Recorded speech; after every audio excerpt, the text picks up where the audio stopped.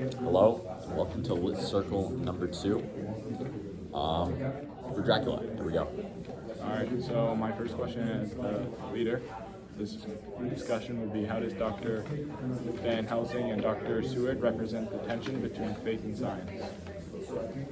So I would just start off by saying that both Dr. Seward and Van Helsing are both doctors and professionals in their field, and so throughout much of the book, they're helping Lucy Westenra sort of get better from her relapses.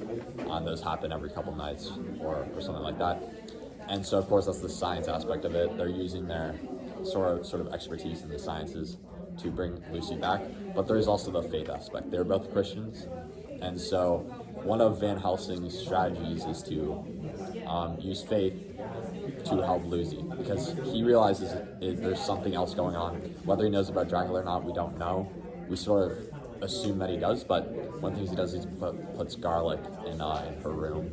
And so he's sort of also leaning into the faith aspect. And so they both need to sort of collaborate between faith and science to succeed. And that was something I was talking about in one of my annotated bibliographies. So I would think that because both, especially Van Helsing's character, they both kind of do that they would survive through the book, I would think. Yeah, I think the exact same thing, kind of like Ben Helsing and like his group and things like that. They both use religion and science to fight off Dracula. So I guess this kind of shows how like old beliefs and new knowledge can like almost work together to fight off like a supernatural being. And then also like, yeah, just an example of that would just be like how he uses like maps, and then like maps would be like his like faith, and then like also like hypnosis and like science to like along with prayers and things like that to like succeed.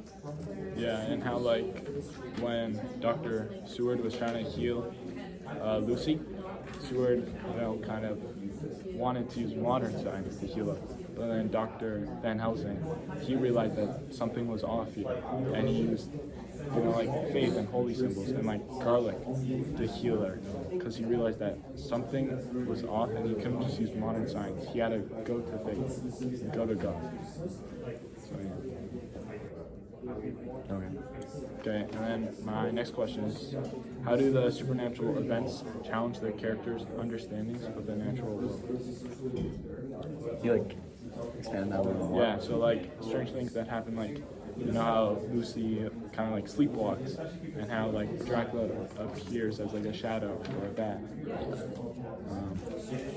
How like characters fear what they like could can't like understand. Dracula's like mind controlling also be like supernatural? What you're talking about? Yeah, Okay. yeah, definitely.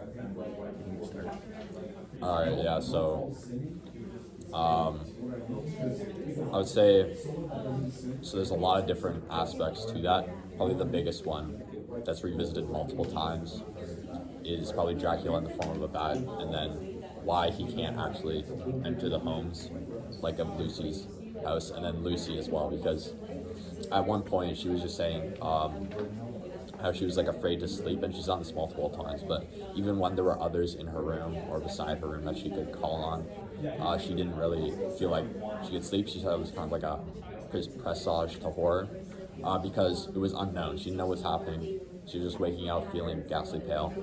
And then she also associated it with the bat that was flopping outside, which, again, not confirmed, but it seems to be that bat is Dracula.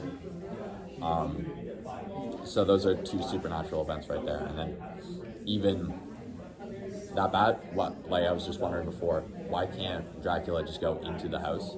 So there's another aspect there. Again, we don't actually know. I think it's just because he's not invited into the house, which is why he uses the wolf later on to get in. But all those different aspects kind of tie into the supernatural and how they sort of shape all the events of the story. But that's my part. Can you ask the question one more time? Yeah, the question is, how do the supernatural events challenge the characters' understanding of the natural world? Okay, yeah. So this is like okay. So yeah, this kind of relates to like my annotated bibliography, because I kept talking about how like how like supernatural like events and things like that, like the regular characters, not just regular characters, like civilians and things like that, don't understand what supernatural events actually are and like how they happen, and that's why like they get fearful of them, and like that's why like the fear of the unknown almost comes in. But yeah, I just think like, for example, like one super, I'll just name a supernatural event here. Would have been like when Dracula hypnotizes Mina and uses her mind to spy on, like the other on like the group almost. So like yeah, that's one like natural event right there where like they wouldn't really understand how he's doing that, but that would almost instill fear. Yeah, that was happening with Lucy as well when she would like get up and open the window for the bat. And then I would say for Van Helsing, the supernatural events, he uses the more faith perspective to kind of touch on that, but he sees it kind of as like he's working against the devil and then he has God on his side. And so it's the good versus evil clashing, and that's how he interprets the supernatural events. Yeah, it's like the symbol of human fear of unknown. Like characters fear what they don't understand. Yeah. Like how you were touching on, like how do they, like what can they do when he's hypnotizing them? They don't know, right? Exactly. So it's just like fear of what they can't understand. And it's also just like Dracula as like a being in general, like non-supernatural characters and things like that. When they see something in like almost related to Frankenstein like that, that's why Frankenstein wasn't accepted into society, is because they can't understand like where that's coming from, and like they're not like in like they're not one themselves almost, right?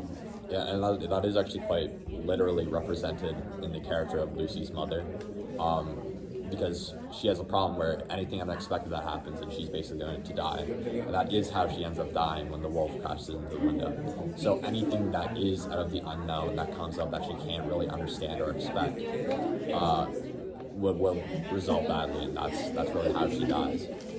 So that's the literal example there in the book. Okay, I wanted to move on to dreams. So, how do dreams and the psychological experience kind of like blur the lines between the real and the unreal? Like, It's an interesting question. yeah, how like Lucy and Mina both have like vivid nightmares of Dracula visiting them. I feel like it suggests how like evil not only affects the body but also like affects the mind. Yeah, I'll say that for Dr. Seward, he was always working with patients in his lunatic asylum, and at one point, while all this is happening, he wonders if all of that, and then his lack of sleep because he's tired and his loss of blood, is sort of affecting his brain, and he's not really sure a lot about what's happening. And so he's kind of just asking himself those kinds of questions, but yeah, I don't know if you have something to add on to that. I don't really have like a lot to say on that question. It's a bit of a tricky one, tricky one. Yeah. but I guess I could just say like something that like could protect them from Dracula in their own dreams would be like I guess the symbol could be the cross, as it like strengthens them and kind of like weakens Dracula, right? Because he's like almost opposed to that. It's like Yeah. the opposite being towards like religion and things like that, right? Yeah, Like- the crucifix. Yeah. The crucifix. Yeah. I'll say like in the dreams again with Lucy, like she can't really remember her dreams. She just has this bad premonition of sleep and the dreams that occur. She's always having these nightmares. And I would think that those nightmares are probably her sleepwalking and like opening the window while being mind controlled with Dracula. And so in that way the dreams do go over to reality. And could also be seen as how the different characters interpret their own nightmare. That was another of the bibliographies that I explored. How this could be one big nightmare, and it's how the different characters grapple with those challenges faced in the nightmare to come out the other side mentally strong and capable in their society. Yeah. Okay. So I wanted to move on to like the setting that you're talking about, the asylum. So how does Stoker, which is the author, use setting like Whitby and then Seward's asylum to build fear in the representation of evil? What did you say? What are the two? The asylum. and what Whitby else? and Seward's asylum. Whitby, it's where Dracula's ship lands when he first gets there, right? Like the meteor ship, and then it lands in the town with the cliffside. And okay. So it's really I, yeah. Go ahead. Go. No, I just think I'm just gonna touch here. I just think like not even just Whitby and the asylum in general. I know you asked specifically those, but just like the theme of like the Transylvania in general instills like a feeling of almost like fear, and like that's like almost a symbol of Gothic literature, just like Transylvania and things like that. That setting right there, just like kind of symbolizes like dark and like almost like supernatural beings almost. Yeah, even from the beginning of the book, Jonathan Harker, like, he remarks how in the area that he's going stems a bunch of like mysteries about superstitions and everything like that. And then there's the castle, and there's the ship that's sort of in the harbor while it's all foggy, and the dog runs out, and it's very mystifying. And then there's of course the lunatic asylum. And then there's the ruined house that Renfield escapes to, and we see the bat, who is Dracula, we assume. And so throughout the book, it's all these Gothic settings, and there's something going on, some sort of superstition or supernatural. That's what I was gonna say. Almost, it's like we start off with like a supernatural, like dark Gothic setting, and then as we like kind of like go along the book and like read more, we just keep unlocking new like dark settings and things like that. Yeah. Like how I want to talk about like Whitby, how like at first it's like quiet and peaceful, and when Dracula comes, strange things happen. You know, like storms, the dog you were talking about, Lucy's illness. Yeah. And I feel like it connects to like corrupting civilization, like the snake in the garden Eden. How it started as like sin, and it's just like roots. It comes in and just takes over, like spreads like a disease. Yeah, that's actually a really good connection. Because Lucy is also symbolic in some of the JSTOR articles that I read. I think you had some as well. That she's sort of the fallen woman, and so she started off innocent, same with the others, and then Dracula comes along, and he sort of tempts all the different characters. And I know for sure that Lucy is one of them that fails through that temptation. And so there's that aspect of it. But it does affect the whole town. Everything sort of gets more Gothic in the setting. All the dogs are howling at one point. The wolf crashes into the house, and the house goes from like a nice house, like with an engaged couple, to her mom being dead with this illness, the wolf crashing through, so there's windows are shattered and everything. Then Seward shows up and everything is barred and everything. And there's the smell of the drug that puts the servants to sleep. And so as we sort of progress through the events, it gets more and more Gothic. Sin creeps in more and more. I actually have something to say about Whitby. I mean, like, I'm just gonna touch on it. Like, I think like in the book, it kind of just like is like not described, but like seen as like the boundary between worlds, almost, right? Like in terms of like just like it's like the edge of like the land and sea. So it's like a split between like almost like I guess like a connection could be like between like good and evil, and how like the evil like corrupted like a civilized society. Yeah, it's like the start of like a foreign invasion. Yeah, Dracula. Literally, an invasion like Dracula. Yeah, like Dracula's the sin, and he invades wherever he goes. He first started in England and then moved to Whitby. Yeah. Okay, and then I wanted to touch more on religious symbols. I know we kind of touched on this, but what, sorry? Religious symbols like the crosses, the communion wafers, the garlic. How does these items and religious symbols work in the fight against Dracula? Yeah, so I do have some. Okay, so one of the quotes I have from an article I picked, it connects with the crucifix, and it's like the crucifix sort of stands as a symbol of Jesus, where he sacrifices himself, and so it stands as Christ willingly taking the place of the victim instead of Dracula taking the victim. And so it's the atonement of sins in that way. And so the blood that Dracula takes is not willing, it's forceful, and it's sort of a parody of the eternal life. He takes this blood, but it's not with Jesus in mind, and so he's sort of in this undead agony that he's forced to live forever. And that's how he lives, while Christians would drink the blood for salvation and fullness of life. So Dracula is not allowed to mistreat death. And so that blood, the different way it interprets Christ's blood and how he willingly sacrificed himself, shows the difference between Dracula and the characters. I think, yeah, one of the symbols, I already kind of touched on this, but one of the symbols for sure would be like the power of like faith, which is like resembles the crucifix. So I think the crucifix is for sure like the most reoccurring symbol of protection in the novel. And I almost think like they use that as like, I mean, I guess right at the very start, Jonathan Harker didn't believe in the power of the crucifix at all. And then as the novel goes on and he sees like the powers of Dracula, he realizes the supernatural things are like in the book obviously can be real and can be useful in this setting especially. So he kind of uses, or I guess the crucifix is almost seen as like a spiritual like goodness almost of like God that kind of like triumphs over like demonic evil, like such as like Dracula. Yeah, Right? he starts off with like It's almost like just like yeah, mentioning how it's idolatrous, yeah, and then he sort of leans on it for protection, right? yeah, Recognizing. it's almost just like a feeling of hope that he has. Yeah, Where I guess that's how you said they could use the symbols to fight off Dracula. yeah, exactly. Kind of something to lean back on. Yeah, it's almost like modern science versus like faith. How like the science was Exactly. failing, and they had to turn to religion and faith because that's all that was what left. Yeah. It ended up working. It's almost like even in like everyday life where like I feel like some people, like if you were just like you don't have anything to like believe in or have nothing like hopeful, you know, like such as like believing in like the afterlife and things like that, you like kind of live like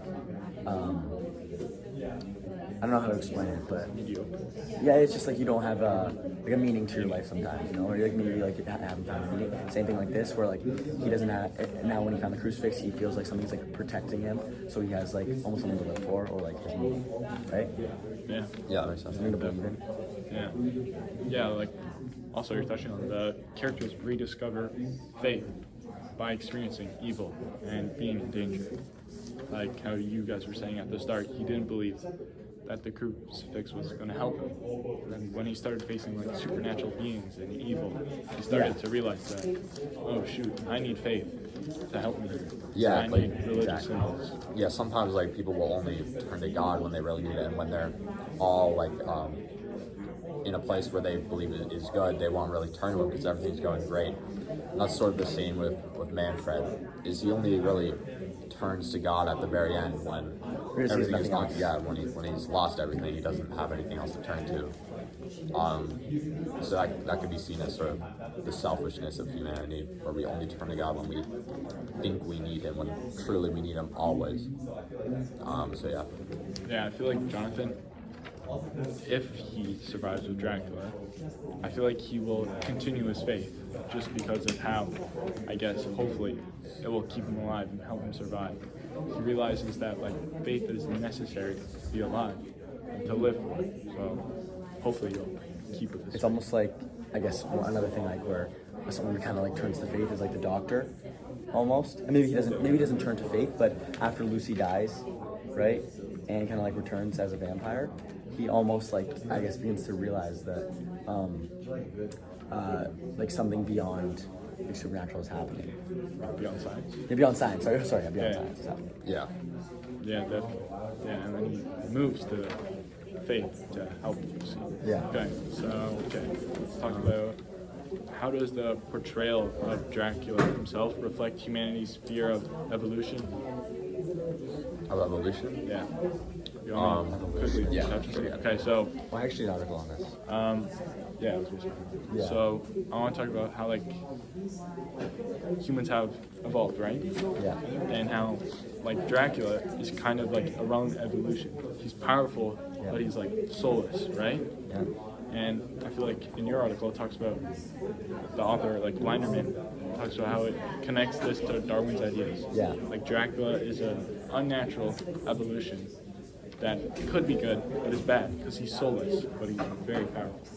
Yeah. This almost like relates to like the fact that like in the story almost humans have, this is not the exact same as like my article. My article talks about more about how like Dracula evolved into something like supernatural, like beyond human understanding. But almost it's like in the story, humans had to evolve to live with supernatural beings in their society. Right? Yeah. Like, I don't know that it relates, but it's just like Yeah, so I guess Dracula, like with his evolution, could be sort of like Lucifer falling, because he was never intended to fall, but he did, and so he sort of evolved from that point onwards, and so he could be seen as like a devil or a demon that fell into that kind of sin or something like that. Yeah, like, do we want to talk about how like Dracula's evolution could be good if he had soul, if he cared? yeah. Like, I feel like he just doesn't seem to care about anything except like feeding and turning people. Yeah, maybe we'll find on like a But then we also later in see, the like- book his motivations, but Then we as also, for right now, also yeah. almost in the beginning of the novel see like almost like themes and ideas of like him not being as bad as we'd expect when he saved who was he saving in the beginning of the novel? Jonathan? John from like his From his, like, exploring more of the accomplices, castle, yeah. almost like that, like exploring the prophecy, or not the prophecy, sorry, that's Castle of Tonto. Like exploring like the rest of the castle and things like that, because he wanted to protect him. So I feel like that's like themes of like not just him always like being like this evil vampire who's like, you know, Like not caring. yeah, not caring, like just like he's kind of like the undead, but he's like still has like maybe not a soul, but almost He like cares about the wrong thing. yeah, Yeah, saving him from. it's like a moral vampires. mindset somewhat. Yeah. Yeah. Okay. Any other questions?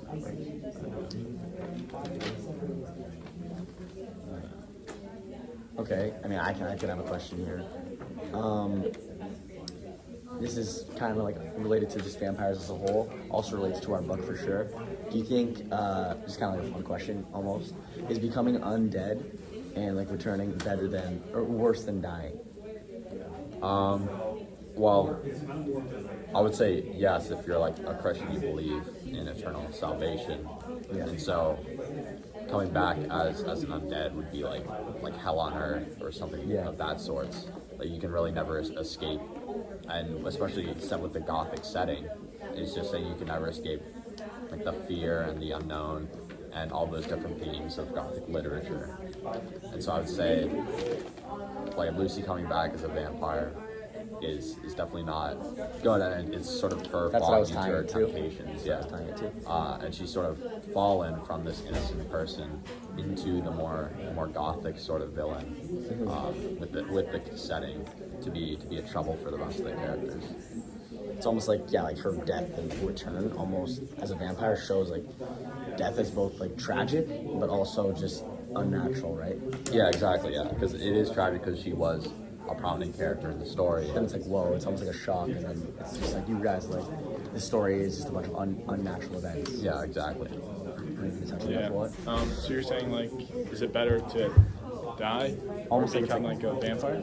Is it better to just like die in general, or be like kind of like the undead? So you die, but then you're like return as a supernatural being. Yeah, like if Dracula, like why doesn't he just step into the sun kind of thing? Yeah. Yeah, I feel like it What honestly would happen? it would. What do you burn? Well, yeah, like I mean, like No, I'm just like saying hypothetically. no, but like if like he must enjoy his life to some extent, even though he's undead. So what would be the reasons for that? Answer the first question that I asked, though. I feel like it would be cool to be a supernatural being, but I mean, it also has its cons.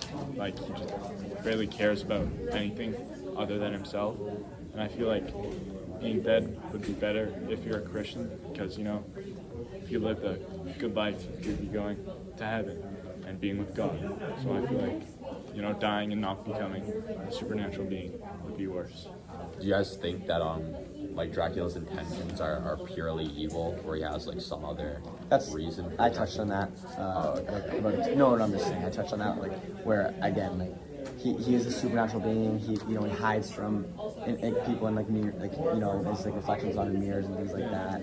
And he appears as this evil, villain-like creature.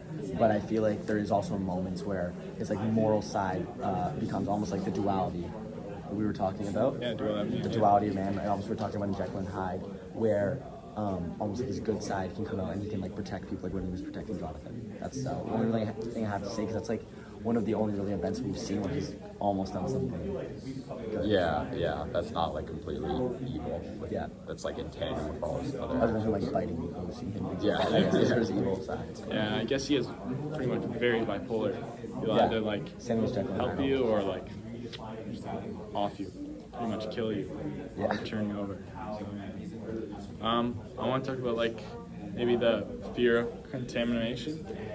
Sorry. Yeah. How like Dracula represents a foreign invader, you know, like spreading disease, corruption, and chaos through England.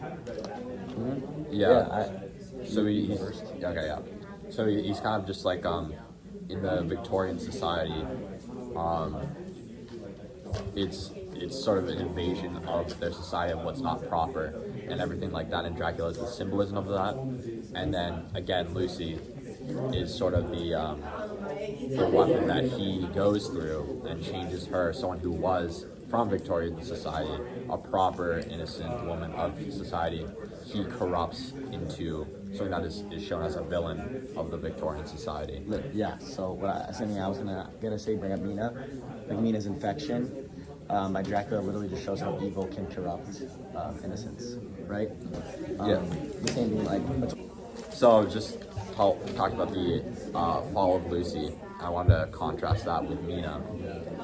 So Mina, with Lucy at the beginning, is sort of the innocent woman of the Victorian society. And then Lucy gets corrupted and she falls. But Mina deals with Dracula in a different way than Lucy does. And so she doesn't end up getting corrupted and turned into a vampire like Lucy does. And so it shows the two different figures in Victorian society. We never know. Sorry? She may, never know. We don't know who gets infected yet.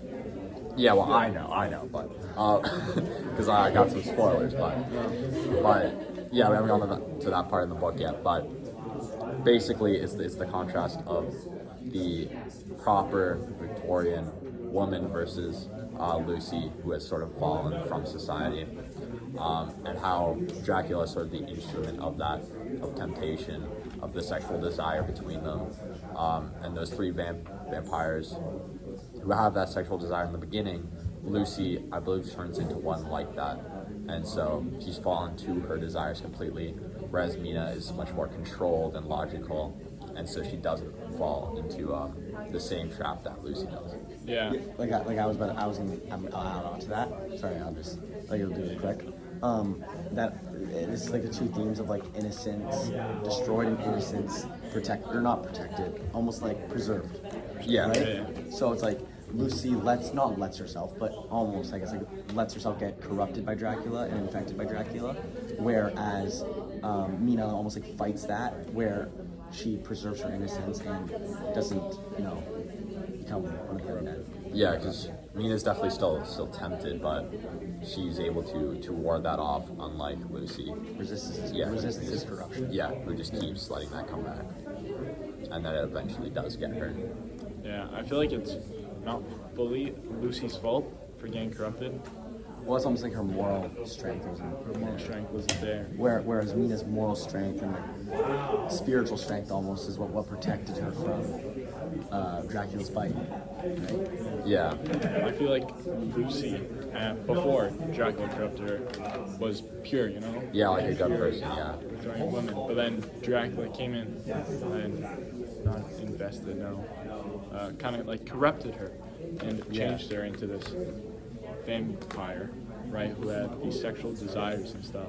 While Mina, are you talking about, has more of a self-control and like a moral code and more morality. It's almost like where we see like Mina is like redemption of Lucy, almost in the like eyes that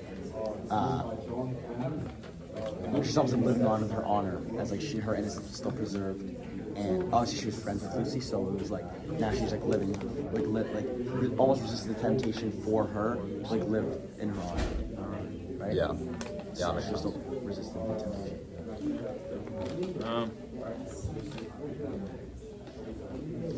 Any questions? Interview? I don't have it. Any passages you want? I just had the one about Renfield when he cuts Seward's wrist, and he remarks how when he's drinking the blood off the floor, this is the blood of life. And I wasn't sure what that really meant, so I don't know if you guys have thoughts on that. Maybe it's like foreshadowing something.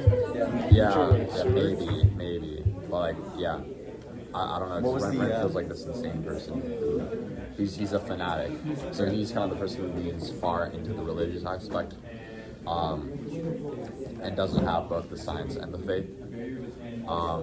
I have a question. Yeah. No one else has any questions to talk about. I could say one would be, where do you guys see like themes of like sacrifice and heroism in the novel? Rather at the beginning of the novel or at the end of the, I mean, it's probably gonna be more at the end of the novel, but Yeah, but there's still a lot of that. Like at the beginning when we were talking about the different blood transfusions, I think 3 or 4 people. Yeah, it was the 3 men, right? Yeah, 3 men. yeah, the men risked their lives to literally stop Dracula. Yeah, they all gave their blood up. So, it was 4. Quincy was the same Morris, meaning. Van Helsing, Seward, and then Arthur Homewood all gave their blood to Lucy so that she could live and continue to try and resist and still fail.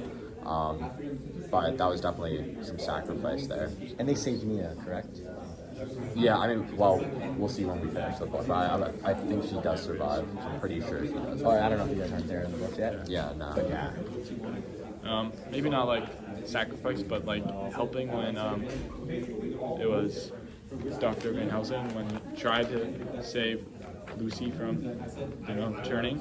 Obviously, it didn't work. But, he still tried and attempted to help her. Yeah, and there was, I don't think, any hesitation between any of the people who gave their blood. In fact, they wanted to. So that perhaps goes into their faith and how they embody that quality. I wanted to also touch on here with the man who was drinking his blood. What was his name again? Renfield. Renfield. Like me personally, I think that it may be foreshadowing something of how, like, maybe in the future chapters that we read, that he may turn into, a vampire. Oh, a vampire, yeah. Because of him before, even. Yeah. He's like drinking blood off the floor, right? Yeah. I thought you were gonna say like Seward might die because he already got cut with his blood and stuff. Yeah, But I don't know. yeah, that makes sense because also earlier with Renfield, it seemed like he was swayed by Dracula. That's why he escaped, and he was remarking multiple times about that's his master, and then Dracula kind of gives up on that. So maybe we'll get return once Seward is sort of more in the asylum and studying him again. But yeah, that was definitely an interesting scene, so we'll see if that comes up again. Yeah, I don't really have much to touch on about that scene because I don't know. I guess I kind of like read. I almost like kind of read past that. Yeah, Like when I was reading that, I didn't really, I guess, note that one down in my brain. But yeah, I can like just to end off here. Almost we'll end it off with like another theme or another question. Yeah. Almost like I guess like so the theme of power and control has for sure been like a centralized theme in the novel. Where do you guys think like what does the book almost say about or whom controls whom in the story? I feel like Dracula controls most of That's like could be the obvious answer. Yeah, but I also feel like religion, faith, the crucifix controls Dracula. I feel like. Okay, yeah, I didn't think about. I actually did not think about that like that. That's I know it's not a person, but it's. Yeah. Yeah, what controls what? I should say, right? He's kind of like a shield around the people that Dracula's trying to get to. Yeah, it's like a force field almost protecting like the innocent from the demonic, right? Yeah, because like Dracula can't enter homes without being invited, so he has to find other ways by either breaking in with like by controlling something else, or something of that sort. And even if he gets in, there's things that can keep him out, like the crucifix and faith and that sort. And so perhaps the house can serve as a symbol of hope and sort of building up your faith with God, and so it's a symbol of protection and shelter against evil. that man has created, something like that, perhaps. Yeah, it's just like the same idea of where like when you put your trust in God and you put your trust in Jesus, like He'll protect you from those like evil spirits and things like that. Even in like real life, same thing in the story, right? The crucifix resembles protection from those like evil and supernatural Yeah, from the super. spirits, especially Dracula. Yeah. All right.